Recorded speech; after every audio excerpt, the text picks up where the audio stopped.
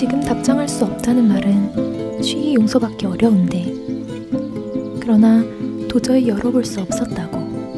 그게 내가 살아있다는 뜻이라고. 나하늘씨 회신 지연 중 일부를 읽어드렸습니다. 안녕하세요 소라님들. 문학의 소리를 듣고 전하는 문학라디오 문정의 소리입니다. 저는 오다영입니다. 830회는 지금 만나요로 진행됩니다.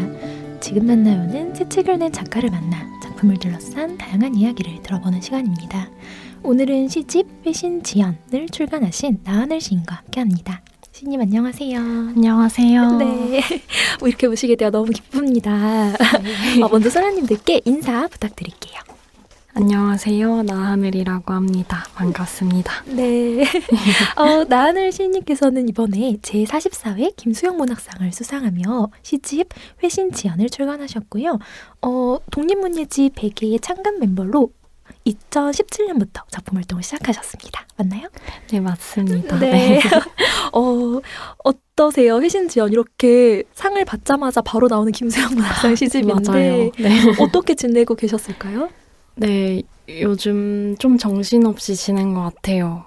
시집 관련한 이런저런 북토크나 이런 행사들도 있고 오늘도 다른 일정 갔다가 이렇게 네. 와서 좀 숨가쁜 기분이 듭니다. 어떻게 오늘 좀 말을 덜 시켜야 할까? 아니에요. 네. 숨을 고르며 가보도록 하겠습니다. 좀 북토크가 좀 많으셨을까요? 많지는 않았는데 그런 단독 북토크 같은 게 처음이다 보니까 좀 많은 에너지가 필요했던 일이었긴 한 것 같아요. 네. 그쵸. 이게 또 참 전에도 조금 신경이 쓰이고 끝나서도 지침이 있는데 그쵸. 언제가 네. 더 힘드신가요? 저는 조금 더. 긴장 상태가 끝나고 약간. 나면 그냥 잊어버리자 이렇게. 네. 잊어버리자. 네. 좋았던 기억이잖아요. 좋죠. 네. 오늘 저랑 얘기하고 가셔도 잊어버리자 뭐 이러실 건가요? 아닙니다. 이것도 기록이 남잖아요. 네네. 잊어버릴 수도 없고. 네. 항상 죄송해요. 저희가 이 모든 걸 영원히 박제한다는 거에 대해 좀 죄송함을 가지고 있는데 그래도 이 축하를 함께 할 수 있어서 너무 기쁩니다. 네, 감사합니다. 이제 수상 이후 출간까지 정말 바쁘셨을 것 같은데 그 전에 이 수상 소식을 처음 접하셨을 때의 감정이 좀 기억이 나시나요? 네네. 제가 서점 직원이거든요. 네네. 그래서 서점 근무 중이었어요, 저녁에. 네. 그래서 모르는 번호로 전화가 와서 받고 이제 소식을 들었는데 좀 놀랍기도 했고 그때 근데 저희 서점이 되게 조용한 공간이라서 제가 되게 조용한 목소리로 전화를 받아가지고 그 담당자 선생님께서 좀 덤덤한 반응이었다. 안 기쁘세요? 이렇게 묻고 싶으셨을 별로 텐데. 재미없는 반응이었다. 이런 후기를 전해주셨었어요. 내적으로는 엄청난 파동이 있었을까요? 네, 그쵸. 뭔가 실감도 잘 안 났고 기쁘기도 했고요. 네. 서점 얘기도 좀 들어보고 싶은데 그때 네네. 당시에 서점 안에는 다른 직원분이나 뭐 손님이 없으셨을까요? 보통은 혼자 일하기 때문에 다른 직원분은 없었지만 손님분들은 좀 있었거든요. 소리를 못 질렀군요. 그래서 그쵸. 네. 대신 근데 좀 이렇게 더 많이 활짝 웃어드린다던가 뭔가 좀 밝게 더 응대를 하지 않았나? 아무도 모르게. 네. 세상에. 저 같으면 막 갑자기 술집에서 골든벨 울린 사람처럼 딱 내려놓고 여러분 제가 이제 시집이 나오고요. 김수영 문학상 아시나요? 이렇게 했을 것 같은데 당연히 안 하셨겠죠. 조용히 미소 지으면서 네. 뭔가를 표현했던 것 같기도 해요. 오히려 고요해서 더 어떤 기쁨이 좀 잘 느껴졌으셨을 것 같아요. 그러게요. 그럴 수 있을 것 같아요. 완전히 시끄러운 온전하게. 공간이 아니었으니까. 그러셨군요. 네. 앞서 소개해드렸듯 나하늘 시인님께서는 독립문예지 100개의 창간 멤버십니다. 저도 깜짝 놀랐어요. 그러셨구나. 네. 네. 맞아요. 네, 그래서 다양하고 좀 독창적인 시인님만의 작업을 지속해 오신 것 같은데 이에 대해서도 좀 소라님들께 소개해 주시면 좋을 것 같습니다. 네. 2017년도에 100의 창간호를 같이 기획했었고요. 그 이후에도 다른 여러 방식으로 혼자서 뭔가 ISBN 없이 진 같은 걸 만든다던가 또 글라프레스라는 이름으로 몇 권의 책을 만들기도 하고 동료 창작자들이랑 같이 협업하면서 이런저런 행사들도 했어요. 네. 근데 정말 부지런하신 게 그 어떤 잡지가 나온다는 거는 보통 일이 아닌데 네네. 어쩌다가 참가를 하게 되신 걸까요? 제가 이제 남모르게 활동한 기간이 생각보다 길다 보니까 이 기간을 조금 어떤 기다림의 시간이나 인고의 시간으로 봐주시고 그렇게 얘기해 주시는 분들도 있긴 하거든요. 근데 저는 그냥 그렇게 생각하지는 않았고 그냥 기다리지 않고 그냥 뭔가 만들고 싶은 걸 만들고 좀 주장하고 싶은 걸 주장하면서 그 기간을 보냈던 것 같아서 뭔가 유해하기보다 그냥 만들어보고 싶었다. 많은 세상에. 품이 들긴 했지만 네. 얼마나 많은 품이 드는지 아는데요. 네. 모든 걸 하셨을 거 아니에요. 그 부서가 나뉘어 있지 않았기 때문에 모든 네. 것을 부지런하신. 그렇죠. 그 말이 좋은 것 같아요. 뭔가 기다리고 있었던 게 아니라 그 시간 자체도 다 그냥 했던 것들의 연속이라는 것이. 네. 그리고 지금 우리에게 도착한 이 시집이 네. 저희는 이제 도착이지만 이전부터의 모든 그 작업물들이 녹아 있는 생각도 들더라고요. 그리고 저는 네. 독립문예집 베개를 많이 봤었는데 네네. 이 시집은 제가 조금 놀랐던 게 뒤에서도 얘기하겠지만 저희 감상을 먼저 얘기하고 들어가면 그 제가 쓴 게 아닐까? 이런 생각이 좀 들었어요. 그래요? 네. 정말 아무 나쁜 의도 없이 네네네네. 그러니까 진짜 첫 생각이 내가 썼나? 이런 생각이 드는 거예요. 그러니까 좀 공감보다 조금 더 가까운 차원의 무엇인 거죠? 뭐 스타일이야 당연히 시인님의 것이겠지만 뭐야 이거 내가 쓴 걸까? 이런 생각이 정말로 들 만큼 놀라며 읽었습니다. 네, 너무 좋은 말이에요, 저한테는. 네. 그래서 저도 그런 느낌이 드는 책들을 좋아해서. 이게 이거 내가 쓴 게 아닐까? 이런. 네. 어떻게 말로 할 수가 없는데요. 네. 그렇더라고요. 왜냐면 독립문예집 베개는 정말 항상 이렇게 봤던 건데 네. 이렇게 내가 썼나? 라고 느끼지 못했었는데 이런 분이 여기 계셨다니 이런 발견이었습니다. 본격적으로 이 시집에 대해 얘기를 나눠보려고 하는데요. 그 회신지연을 표제시로 삼으셨습니다. 시집을 엮으시면서 고민이 많으셨을 것 같은데 이제 표제작이 된 이유가 있을까요? 네. 이제 표제작이 회신지연이 되었는데 이제 제목 정하실 때 보통 주변의 의견 같은 걸 구하기도 하잖아요. 네. 지지보다는 반대가 좀 더 강하게 느껴졌던 제목이기도 한데 이 원고 전체에서 가장 마지막에 쓰여진 시이기도 했고 근데 그 반대 이유가 약간 너무 회피형 같다. 너무 수동 회피 애견녀 이렇게 막 친구들이 애견녀란 얘기하면서 소리도 들으셨어요? 네네네. 그런 반대가 있었지만 저는 그게 아니라는 주장을 이게 회피적인 것이 아니라는 이 회신을 시의 내용은 정반대잖아요. 회피하는 거 맞나요? 아니요. 네. 아니면 회피의 정반대죠. 회피의 정반대요? 회피지만 네. 회피가 아니야. 그러니까 삶으로부터 네. 회피는 아닌 거죠. 그쵸 맞네요. 네. 네. 편집부의 의견도 조금 반대가 있었을까요? 편집부에서는 그래도 지지를 해주셨어요. 네. 저도 사실은 한 표. 네. 네. 정말 잘 선택하셨다. 왜냐하면 더 화려한 그래요? 것들로 분명히 네네. 하고 싶으셨을 것 같은데 이게 맞지 하며 저는 흡족합니다. 다행입니다. 네. 제가 앞서 낭독한 그 시기도 합니다. 네, 그쵸. 네. 그 부분. 이게 좀 마지막에 쓴 시인 줄은 몰랐는데 쓰시고 어떠셨나요? 좀 후련한 기분이 들었던 것 같고 이게 오랫동안 원고가 쓰여진 거거든요. 이 한 권의 시집이 몇 년에 걸쳐서 그 오래된 시들도 있어요. 그래서 이 시 같은 경우에는 좀 많이 덜어낸 듯한 느낌으로 쓰여져서 뭔가 남달랐던 것 같기도 하고요. 네, 그렇습니다. 정말 덜어낼 게 없죠. 아주 빈 공간이 많지만 사실 이 모든 시집을 끝내고 딱 닫는 시처럼 나왔기 때문에 그 평소에도 좀 회신지연을 하시나요? 그 시를 쓸 때 좀 유독 그랬던 것 같아요. 네. 그때 뭔가 그런 연락들을 열어보는 게 좀 힘들었던 시기가 있었긴 한데 그렇습니다. 저는 사실 이제 지금도 지연된 회신이 좀 있는 것 아, 같은데 읽으며 이 시를 돌려드리는 답장을 해볼까. 좋은 방식이지 않을까 이런 생각이 좋을 들어요. 것 같아요. 네, 도저히 드릴 말씀이 없을 때 살아있다는 어떤 신호로 네, 그러나 도저히 열어올 수 없었다고. 그게 내가 살아있다는 뜻이라고. 네, 이런 생각을 하며 읽었고요. 앞서 읽어드린 회신지연에서 시인님께서는 답장하지 않고 응답을 유예하는 것을 살아있음의 증거로 이야기해 주셨습니다. 이 역설적인 문장에 담긴 의미를 직접 풀어주셔도 좋을 것 같아요.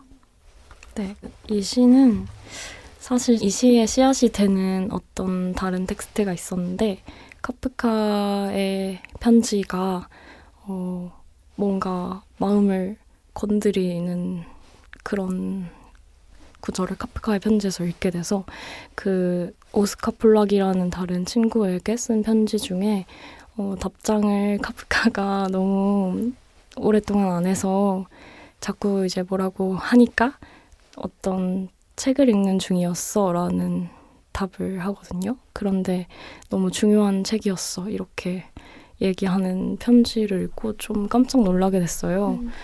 근데 이제 이 시집의 전반에 걸쳐져 있는 사라지기라는 시 연작이 있는데요. 그 사라지기 프로젝트를 제가 하면서 뭔가 죽음에 대해서 재사유해보는 과정이 있었고 그렇다면 삶에 대해서도 재정의할 수 있지 않을까? 이런 생각을 자연스럽게 하게 됐던 것 같아서 죽는다는 것이 무엇일까? 그리고 살아있다는 것은 무엇일까?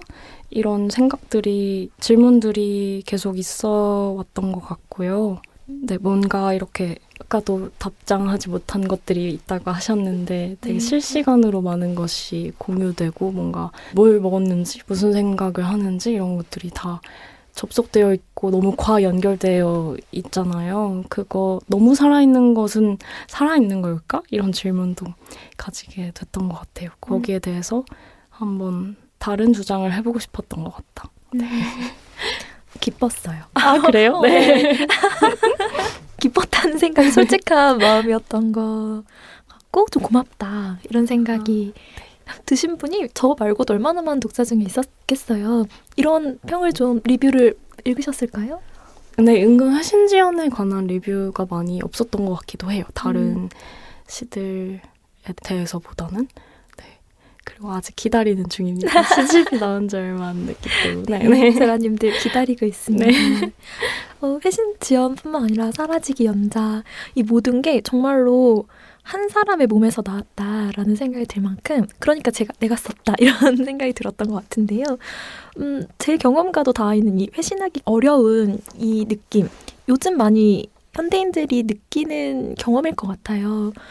가장 어려웠던 연락, 회신하기 어려웠던 연락 있었을까요? 가장 어려웠던 연락이요? 대부분의 연락을 조금 어려워하긴 하지만 요즘에 연락은 아닌데 사람들을 많이 만나는 시기에 있다 보니까 실시간으로 질문에 답변하는 것이 회신하는 것이 어렵다. 즉각적으로 제가 시간을 가질 수 없잖아요.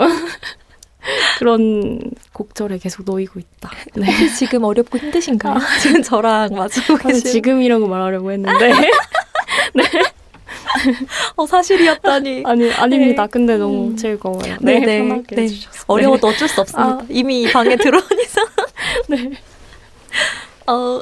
아까 소개해주신 그 사라지기 연작에 대해 얘기를 해보려고 하는데요. 네. 그 작품 해설에서 양경원 평론가께서 이 연작시는 하기만을 독려하는 세상에서 무언가가 되지 않고 무언가를 만들지 않으려는 하지 않기, 사라지기라는 태도를 읽어내어 주셨는데 3부 구성 속에서 이제 이 사라지기라는 시가 4편 정도 비치가 되어 있어요.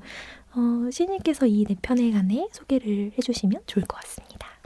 네, 사라지기 연작이 4편이 시집 전반에 걸쳐서 놓여 있는데 그 연작이 그 시집을 완성해주는 것 같다고 저도 느꼈거든요.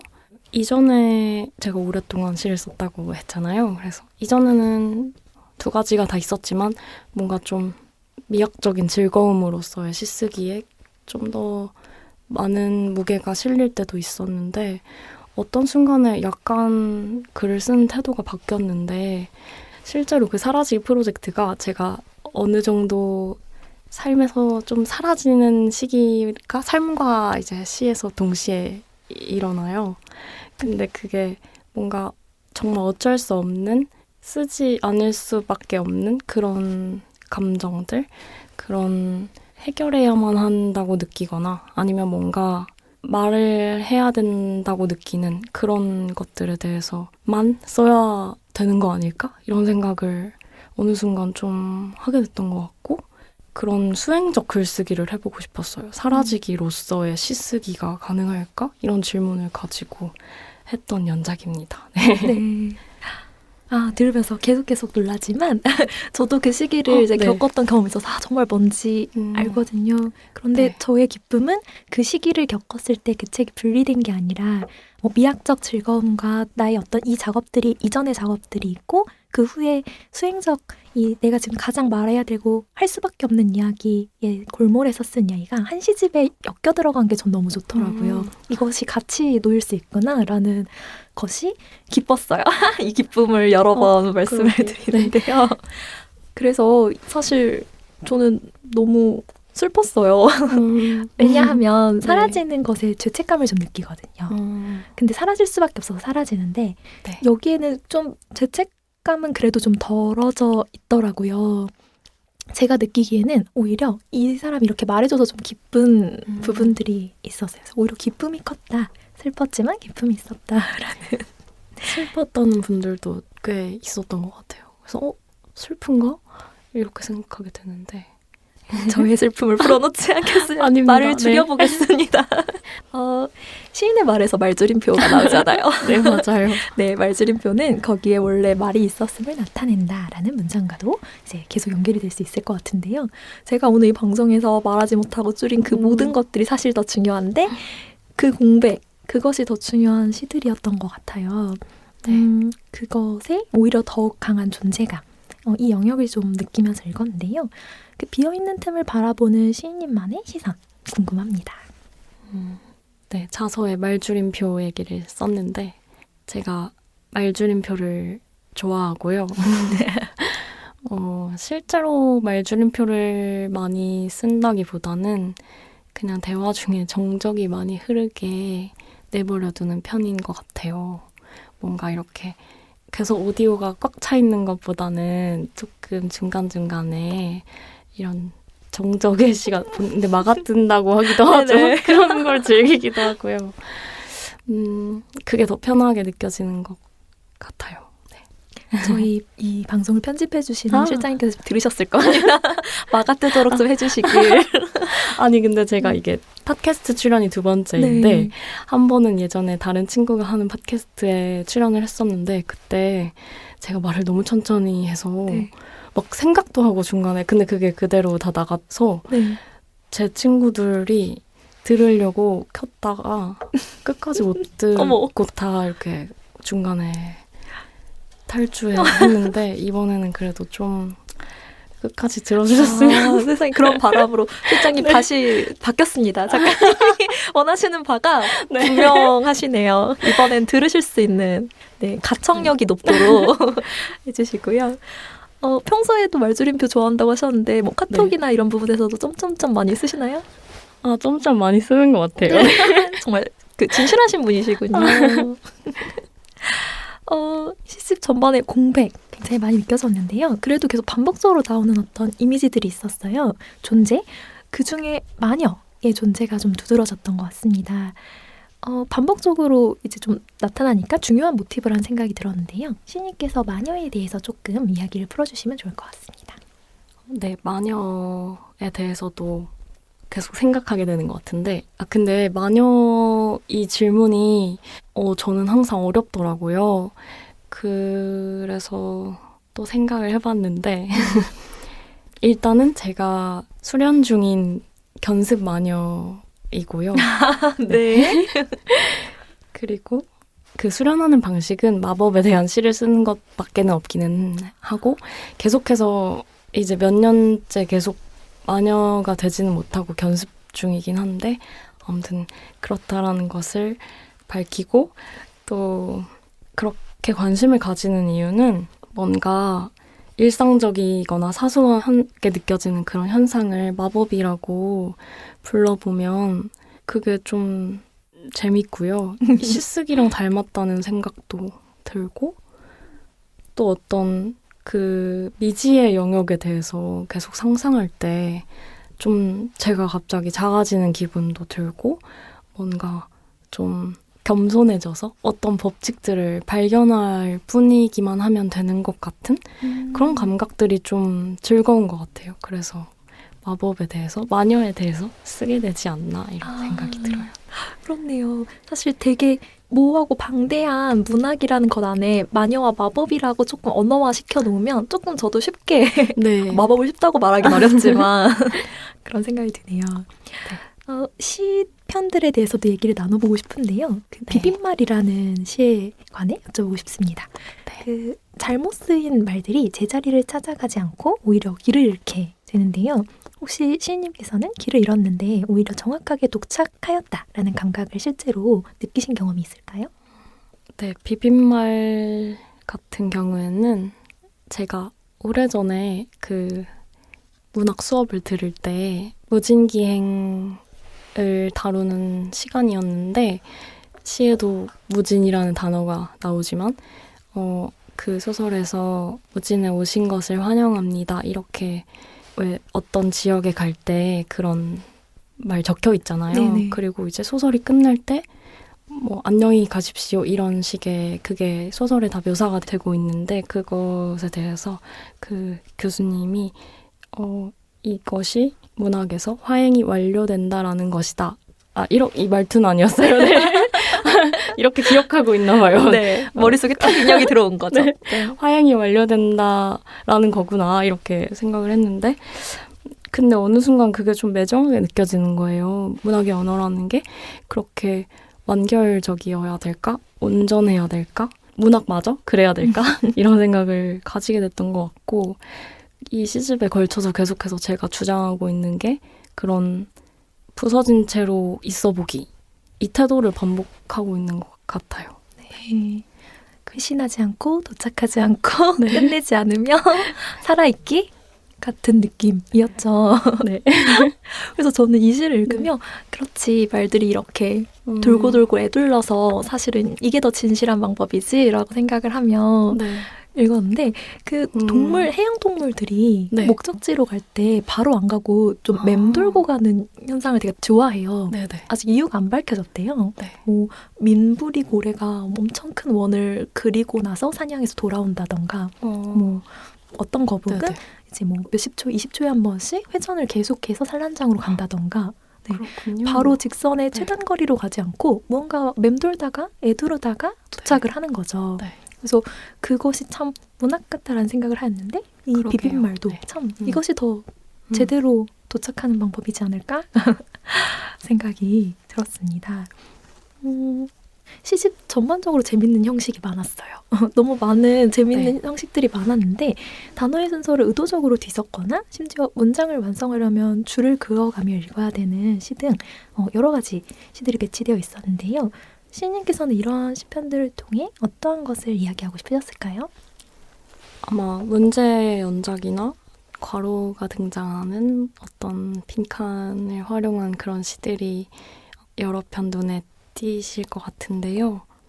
뭔가 말하려고 하기보다 말할 수 없음을 아는 것? 그런 것에 대해서 시를 쓰다 보면 좀 생각을 하게 되는 것 같고 제가 시를 쓰면서 좀 어려움을 겪을 때 저 자신을 믿는 것이 좀 어렵거나 할 때 그냥 시를 믿고 언어를 믿고 언어를 굴려볼 때가 있는 것 같아요. 그럴 때 뭔가 항상 어떤 응답을 들었던 것 같고 그렇다면 시가 그렇게 작동하는 것이라면 시인의 자리를 더 적극적으로 비워볼 수도 있지 않을까? 그런 생각이 드러난 형식의 시들이 아닐까 생각해봐요. 그렇군요. 시인의 자리를 비워본다. 네. 그렇다면 그럼에도 시가 되는 것, 그것이 시가 되는 요소 무엇이라고 찾아내셨나요? 그것이 시가 되는 요소요? 네네. 아, 창작론이 되겠죠? 네, 어려운 질문이죠. 시가 되는 것이란 무엇일까? 네. 저는 계속 근데 이어지는 이야기인데 뭘 말하고 싶어 할 때는 시가 안 되는 것 같고요. 뭘 들으려고 하면은 시가 되는 것 같아요. 근데 여기서의 듣기는 뭔가 말하기로서의 듣기인 것 같다고 생각을 하고 되게 적극적인 듣기일 수도 있을 것 같다는 생각이 들고요. 근데 그러기 위해서는 되게 간절히 듣고 싶은 어떤 질문이나 내 안에 문제 같은 게 있을 때 그것이 시가 되지 않나? 네. 정말 공감하는데요. 네. 생각보다 동력이 중요한 것 같아요. 그러니까 이게 말해줘야 된다고 그리고 말을 못하겠다는 어떤 것 때문에 이게 시작이 되는데 그것만 쓰고 그것만 읽히고 그것만 말해지는 것 같다는 네, 생각이 들어서 시인님은 참 어떤 삶을 살고 계실까라고 생각하며 아마 안 들려주시겠지 이런 생각을 하며 그렇게 예측하였습니다. 숨을 수 없는 숲 역시 참 좋았습니다. 시 곳곳에 숲에 대한 이미지가 드러나는데요. 어떻게 구상하게 되신 건지 궁금하고 숲이라는 공간을 시인님은 어떻게 감각하고 계신지도 궁금합니다. 숲이 시에 많이 등장하는지 몰랐거든요. 근데 좀 신기한 것은 제 시집에 제가 많이 등장하는지 몰랐던 것 중에 두 가지가 하나는 베케트가 3번이나 등장한다는 사실을 그렇게까지 의도적으로 네. 제가 베케트를 좋아하는지도 잘 몰랐는데 나 좋아하나? 이렇게 되는 건데 숲도 누군가 이렇게 독자분이었던 것 같은데 말씀해 주시는 거예요. 숲에 대한 시가 많이 나와서 좋아요. 그래서 숲이 많이 나오나? 제가 기억하는 거는 3편인 것 같은데 더 있을지도 모르겠지만 그 시들이 그래서 다시 한번 살펴보게 됐는데 저도 3편의 공통된 특징이 다른 사람이랑 같이 가거든요, 숲에.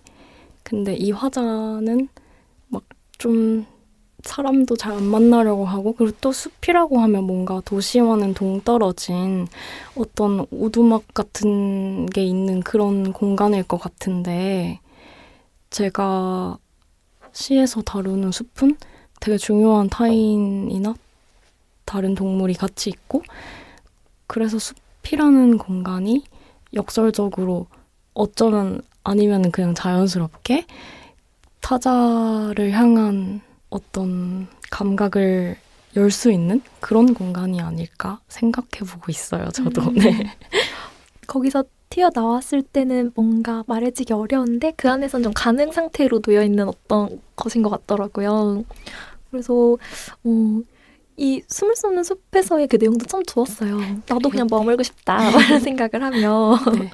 그리고 의식하지 못했는데 3번이나 쓰셨다는 네네. 것도 너무 재밌네요. 네. 숲은 그렇다 쳐도 인용을 3번이나 했는데 의식을 못했다는 건 숨쉬듯이 나온 거. 네네. 이렇게 문서에 검색해봤는데 놀랐어요. 네. 숲도 몇 개 나오는지 한번 검색해봐야겠네요. 네, 생각보다 많을 수 있어요. 그럴 수 있을 것 같아요. 네. 제가 모르는 숲도 있을 것 같아요. 사랑에 빠지게 하거나 죽은 사람 살리는 건 안 돼. 이 시도 네. 얘기해보고 싶은데요. 코끼리를 떠올리지 말라고 하면 머릿속에 코끼리가 돌아다니는 역설적인 장면이 등장합니다. 이 지워야 할수록 더 짙어지는 감각을 구체적으로 경험한 순간이 있으실까요? 자주 그렇게 되는 것 같아요. 아마 그런 감각에 의해서 쓰여졌던 시인 것 같은데 알라딘 영화를 어쩌다가 성인이 돼서 다시 보게 됐는데 그 말이 되게 기억에 남는 거예요. 소원을 다 들어줄 수 있는데 지니가 2가지만 안 된다. 하나는 사랑에 빠지게 하는 거고 다른 하나는 죽은 사람을 살리는 것이다. 이렇게 얘기하는데 그게 너무 이상하게 들렸어요. 일단은 왜 그 2개가 어떤 의미이길래 그렇게 전능한 존재도 들어줄 수 없다는 걸까? 그리고 죽은 사람 살리는 거는 안 되는 건 그렇다 쳐도 사랑에 빠지는 거는 사랑이 뭐길래 안 된다고 할까? 같은 무게로 놓이다니. 죽음이랑 같이 혹시 그럼 사랑이 죽음일까? 이런 생각도 하고. 그리고 또 해리포터 같은 거 봐도 막 마법이 다 할 수 있지만 죽은 사람 살리는 거랑 사랑에 빠지게 하는 건 되게 불완전한 마법처럼 항상 그려지잖아요. 근데 그것을 알고 나니까 그것만을 원하게 되는 그런 마음에 대해서, 그리고 어떤 제어할 수 없는 어떤 마음들, 그리고 그런 주의력이 내가 원하지 않는 방향으로 가는 것에 대한 그런 화자에 대해서 쓰고 싶었던 것 같아요. 네. 사랑, 죽음 많이 생각하시죠? 네, 아무래도 그런 것 같아요. 굉장히 어떤 생각에서 벗어나는 건 어려운데 네. 그래도 우리 작품을 쓰는 사람들은 결국에 나오는 이걸 보고 내가 느끼게 되는 게 많은 것 같은데 시인님도 이 시집을 내고 많이 느끼셨다고 하셨고 네. 그래서 사유가 굉장히 날카롭다. 그리고 손은 굉장히 부드럽다. 이런 느낌을 스스로 알게 되셨을 것 같아요. 이걸 묻고 네네. 나서. 아니요. 말씀해 주셔서 알았어요. 아, 네. 그렇게 생각해 본 적 없는데 사유는 날카로운데 손은 부드럽다. 이게 되게 공감이 되는데요. 그러면 이 부드러운 면, 그 날카로운 면과 부드러운 면은 일상에서 언제 가장 많이 드러난다고 생각을 하시나요? 일단은 날카로운 면은 많이 느끼는 게 제가 요즘에도 신년이고 하니까 사주 같은 거 많이 보잖아요. 네. 사주에 현침살이 되게 많대요. 4개인가? 그토록 4개요? 좀 많죠. 네. 아이고, 말하고 글 쓰고 사셔야겠네요. 마치 갑자기. 그렇군요. 네. 그래서 정말 막 그렇게까지 생각 안 해도 되는 거를 막 생각한다거나 뭐 별게 다 싫다거나 이렇게 좀 예민하고 그런 생각을 되게 많이 하는데 그게 또 그렇게 안 보인다고 또 많이 듣거든요. 네. 온화해 보인다. 저 이 네. 시집 읽고 어떤 분이실까 궁금했는데 아까 네네. 뵀는데 너무나 편안해 보이시는 거예요. 안 사라지실 것 같은 거예요. 그래서 진짜 이렇게 모를 일이다. 괴로움 없을 것 같고 네. 연락 척척 받을 것 같고. 그러게요. 잠수 안 탈 것 같고 막 그랬나요? 아닙니다. 사실은 느꼈어요. 맞아요. 근데 그냥 두 가지 다 오해는 아니라는 생각을 하게 됐고 또 그게 그렇게 구분이 되는지 잘 모르겠는 게 그 부드러움도 어떤 날카로움의 한 방식일 수 있다는 생각을 해요. 제가 막 저를 그렇게 오랫동안 스스로 찔러받아서 그게 아프니까 그냥 시에서는 뭔가 둥근 세계, 불완전하더라도 그런 일시적이더라도 안전한 세계 이런 걸 만들려고 하는 것이 아닐까라는 생각도. 날카롭기 때문에 부드러움이 나오고 부드럽기 때문에 날카로움이 있고 같은 말이다. 아닌가요? 네. 저는 너무 공감합니다. 네. 저희가 이제 작품 얘기 말고 좀 시인님의 이모저모도 들어보고 싶은데요. 네. 그 시를 창작하는 시간 어디에서 집필하시는지 루틴이 있으신지 궁금합니다. 루틴이 중요하다는 생각을 요즘 더 많이 하는 것 같은데 좀 가는 공간이 있어요. 제가 서점에서 일한다고 했잖아요. 서점에 근무 시간보다 일찍 가서 작업도 할 수 있는 공간이라서 거기서 작업을 할 때가 많고 특정 자리도 좀 정해져 있는 것 같고 몇 가지 그런 저만의 법칙들이 중요한 것 같은데 뭔가 랩탑으로 소설 쓰시는 분들은 다 쓰시죠, 대부분. 좀 다양하더라고요. 그래요? 네. 뭘로 쓰시나요? 랩탑으로는 시를 쓸 수가 없어서 그럼 뭘로? 손으로? 노트에 무조건 쓴다거나 뭐 그런 것들이 있어. 술을 마시면 못 쓴다거나 그러니까 쓸 수 있는 조건보다는 못 쓰는 조건을 조금 더 많이 아는 것 같긴 한데 네, 그런 법칙들 속에서 되게 규칙적으로 쓰려고 노력하고 있는데 잘 되지는 않는 것 같아요. 마치 이 시집 안에서 시님이 시를 쓰고 계신 것 같아요. 그 사라지게 연작에 서가가 나오잖아요. 네. 그 아까 서점에서 일한다고 하셔서 그렇구나 라고 생각을 하였고 네. 이 시집 속에 들어가 계신 분 같아서 진실하신 분이구나 생각하였고요. 그렇다면 시인님을 요즘 일상 속에서 사로잡고 있는 게 있으신지, 좀 즐겁게 해주고 있는 게 있는지 궁금합니다. 그렇게 많지는 않은데 양초를 피우는 걸 요즘 좀 좋아하게 됐어요. 향초도 아니고 양초인가요? 네, 양초요. 원래 저는 향초만 의미가 있는 거라고 생각했거든요. 향이 있으니까. 근데 양초는 전등이 있는데 왜 피우는지 잘 몰라서 향이 없는 초는 잘 안 피웠었는데 이제는 양초만 피워요. 그래서 낭독회나 북토크 때도 항상 제가 가는 양초 공방이 있어요. 서점 근처에.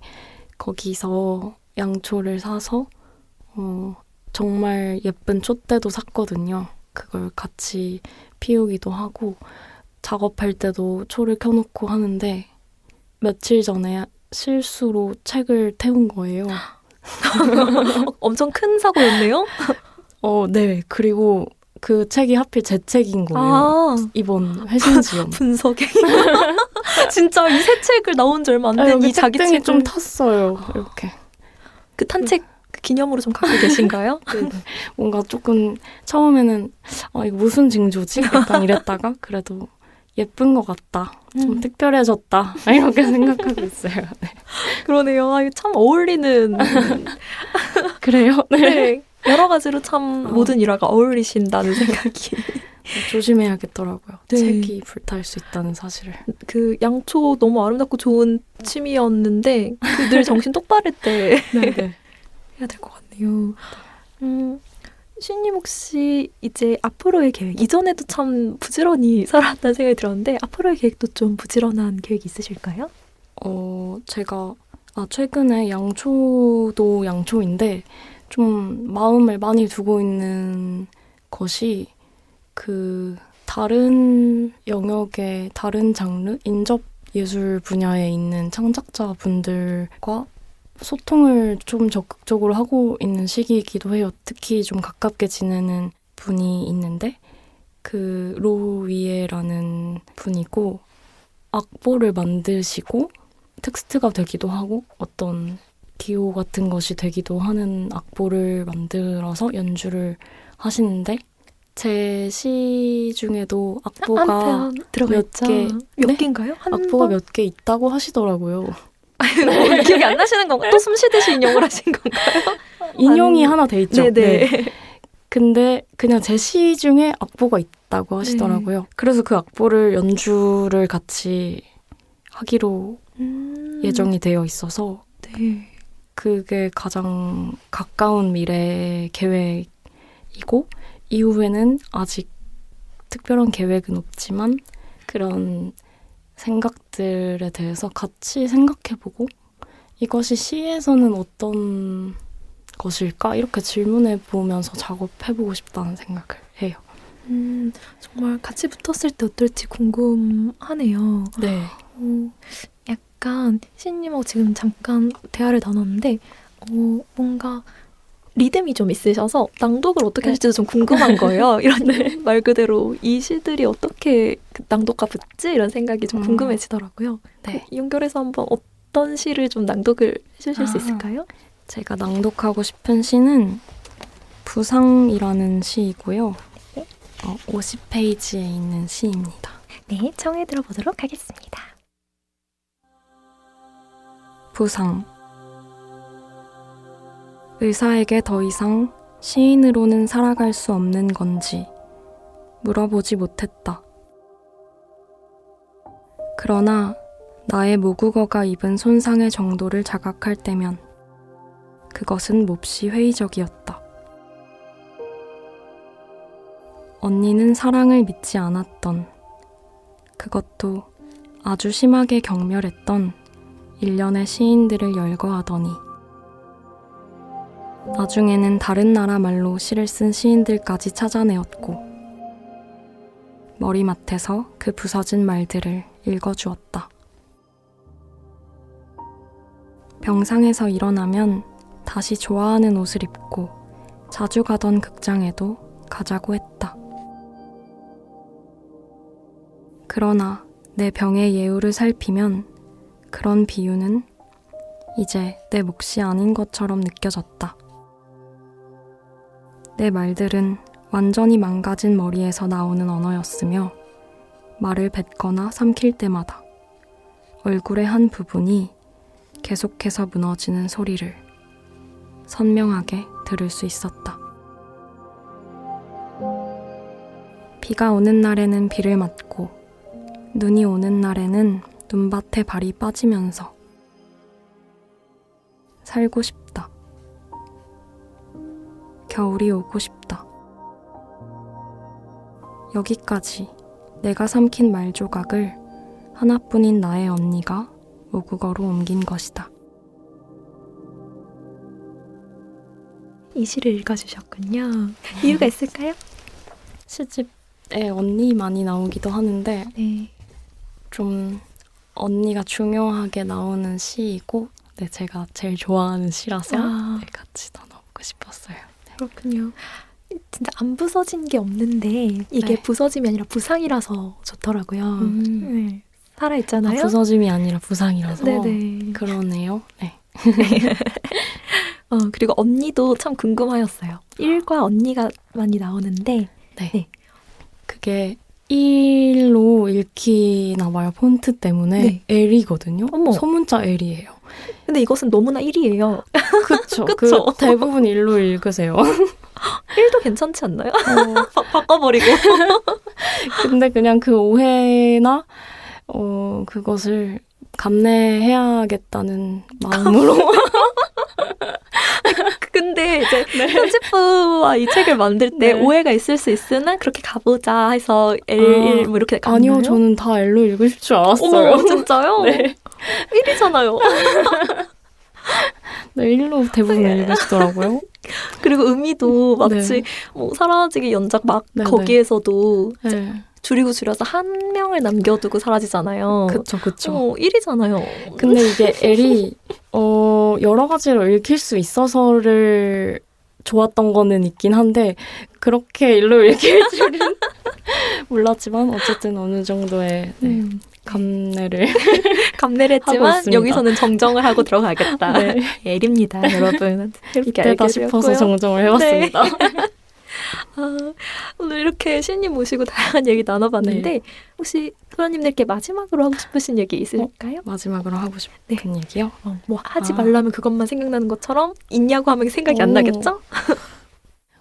오늘은 두 번째 팟캐스트 출연이라서 말을 할 때 마가 많이 떴는지 어떤지 잘 모르겠지만 즐겁게 들어주셨으면 좋겠고 네, 그 정적의 시간까지도 즐거운 대화의 일부로 봐주실 수 있으면 좋겠다는 생각이 듭니다. 네. 네, 저는 너무 즐거웠기 때문에 소라님들도 좋아하실 거예요. 밤에 들어주시면 더 좋을 것 같고요. 잠이 오는 특별한 시간 함께해 주셔서 감사합니다. 감사합니다.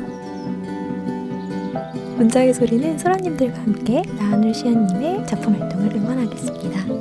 저는 다음 주 831회로 다시 인사드리겠습니다. 곳곳에 가닿을 문학의 소리를 상상하며 마칩니다. 저는 오다영이었습니다. 나무 향기가 좋아서 오늘도 연필을 들어서